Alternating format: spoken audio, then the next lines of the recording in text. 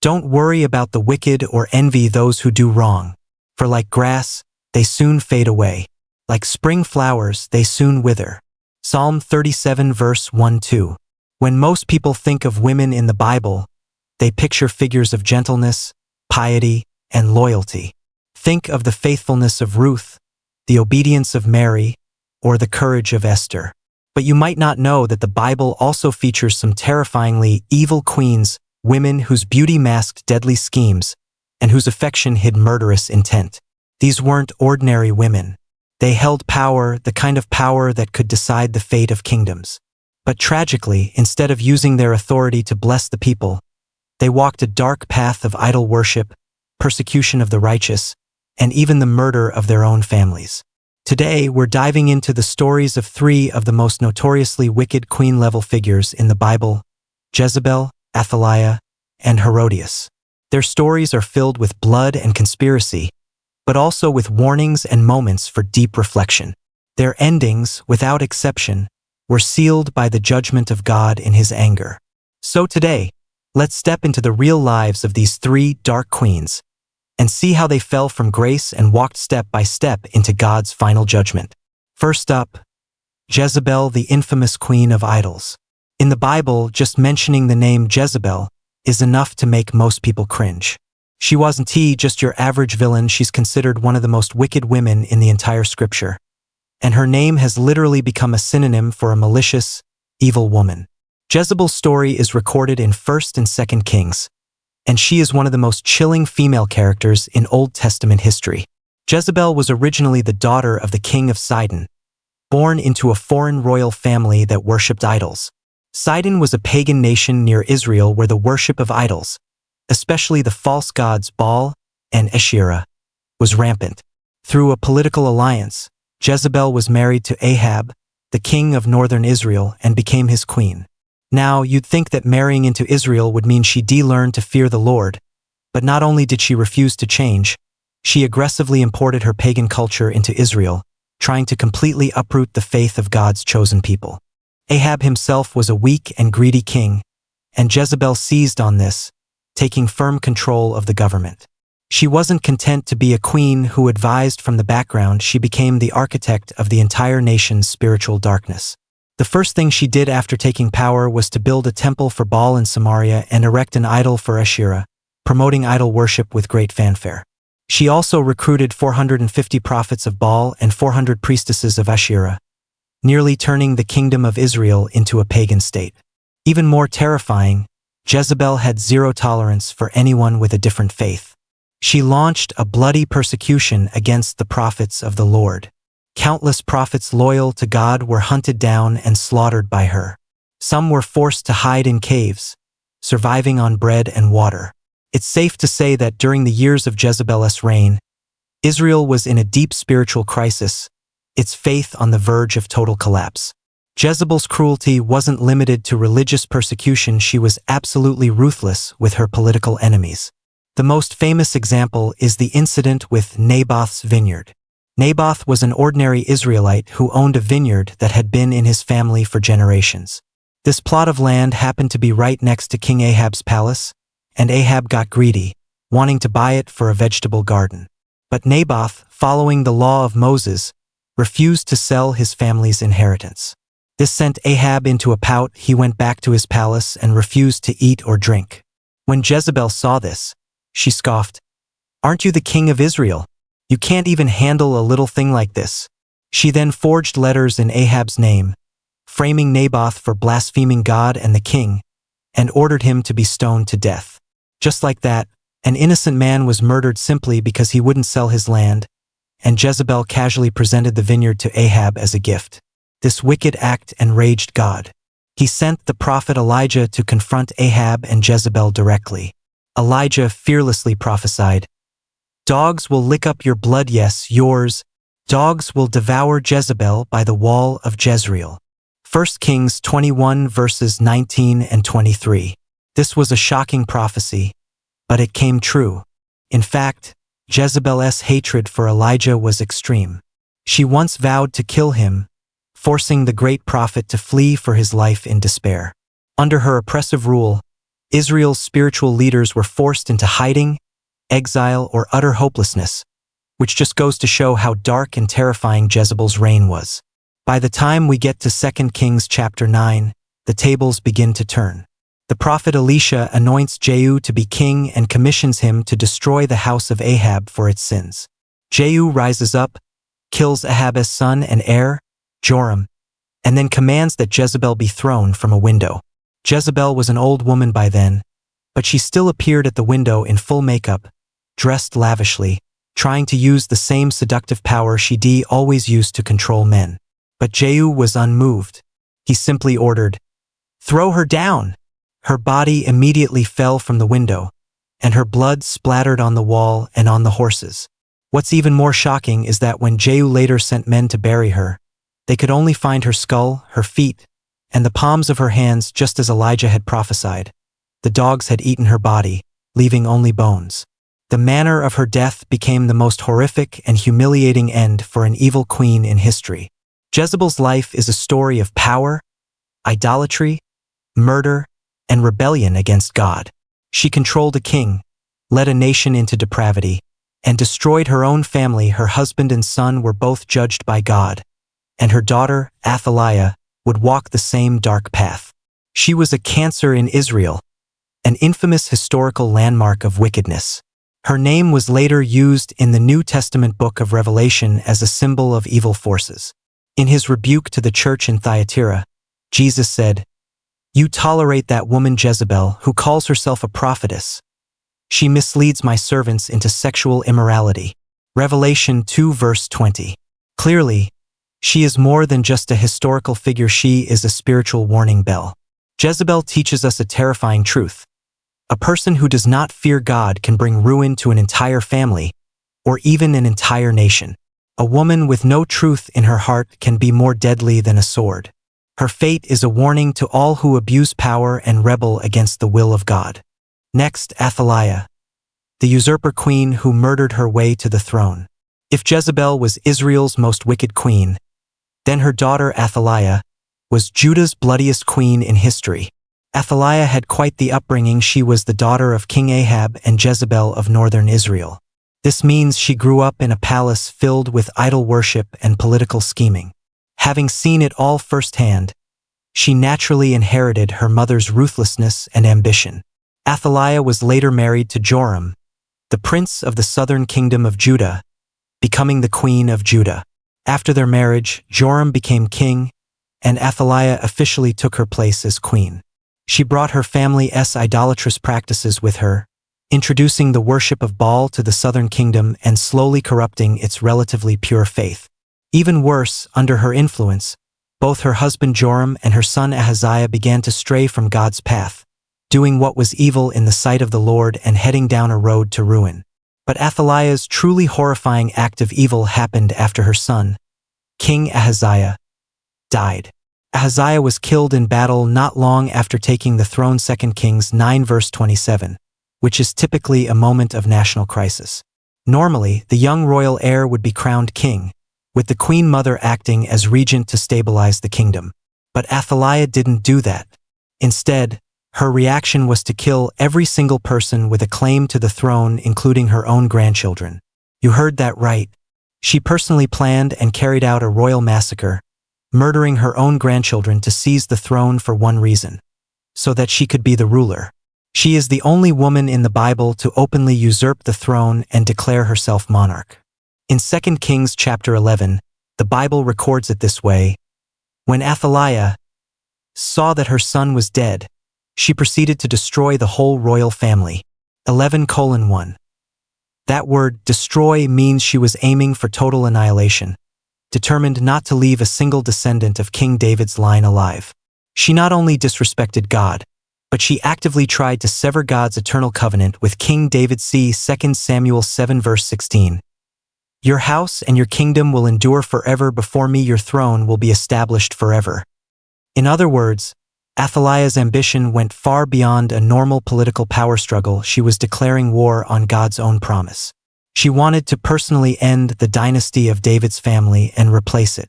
Spiritually speaking, this was an open act of defiance against God himself. However, What she didn't know was that during her bloody purge, a woman named Jehosheba had secretly hidden the 1-year-old prince, Joash. Jehosheba was the late King Ahaziah's sister and the wife of the priest Jehoiada. She bravely hid Joash in the temple, and he remained hidden there for 6 years. During those 6 years, Athaliah ruled as a tyrant. She aggressively promoted Baal worship in Judah, appointed idol-worshipping priests to manage the temple, and defiled God's holy sanctuary. The people feared her power, and the religious leaders could only grit their teeth and endure. But God had not forgotten his covenant.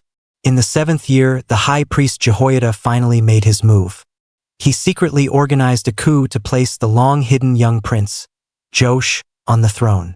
The operation was meticulously planned, mobilizing temple guards and soldiers to ensure it was foolproof. When little Joash was crowned and the people shouted, "Long live the king!" the whole city erupted in celebration.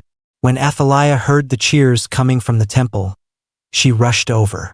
Seeing the young prince standing by the pillar, surrounded by soldiers and shouting crowds, she screamed in horror, "Treason! Treason!" She finally understood that her time was up. But it was too late. Jehoiada commanded, "Do not kill her in the temple." The soldiers seized her, dragged her outside the palace, and executed her. She who had so cruelly taken life finally had her own life taken from her. It was an act of justice, God's judgment on a traitor. Athaliah's end was a disgraceful one. She was not only defeated and discredited but has been scorned for millennia.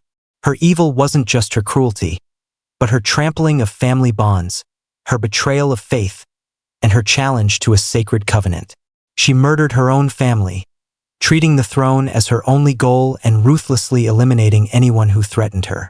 It's humbling to realize that if it weren't for the faithful priest and the brave royal woman Jehosheba who hid the king, Athaliah might have actually succeeded. The faith of the entire nation of Judah and the bloodline of David's dynasty could have been extinguished. But God's plan never fails. He preserved a single spark and used it to ignite hope in the darkest of times. From Athaliah's story, we see an extreme warning.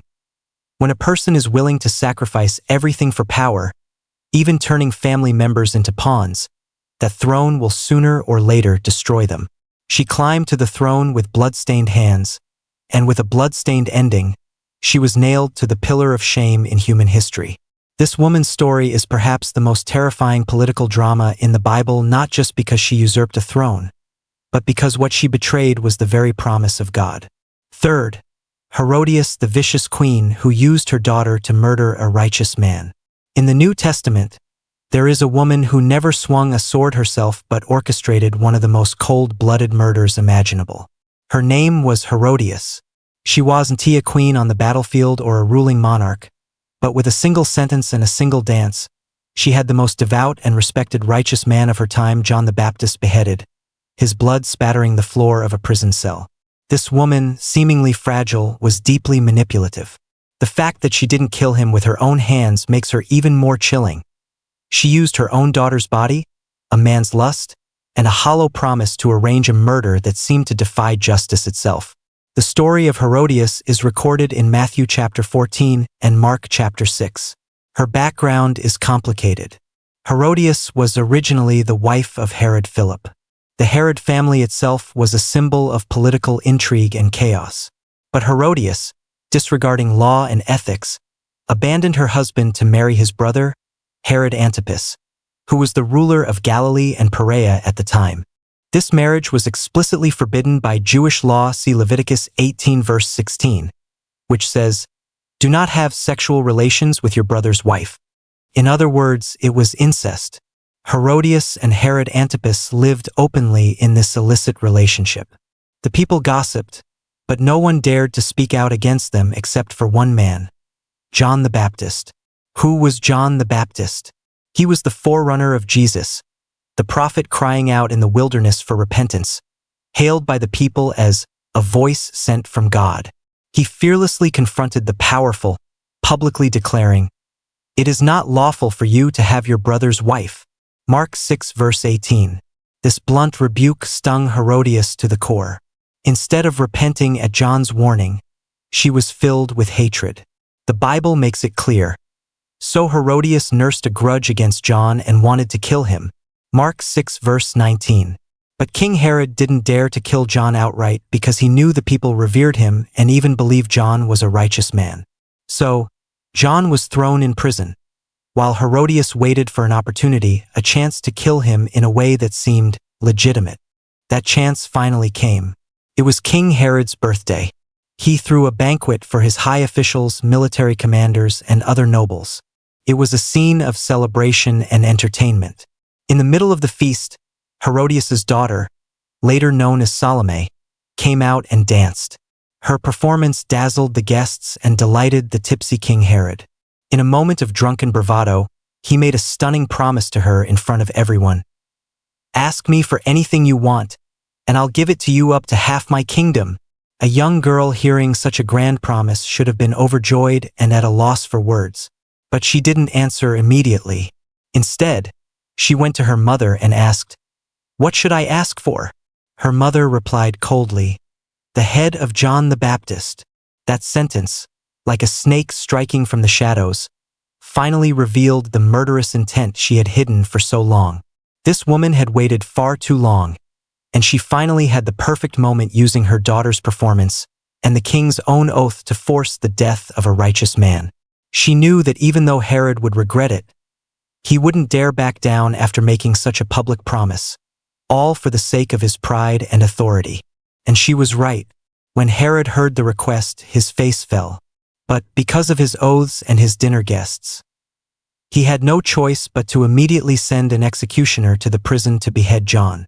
A short time later, a platter holding a human head was brought to the banquet table, handed to the young girl, who then gave it to her mother.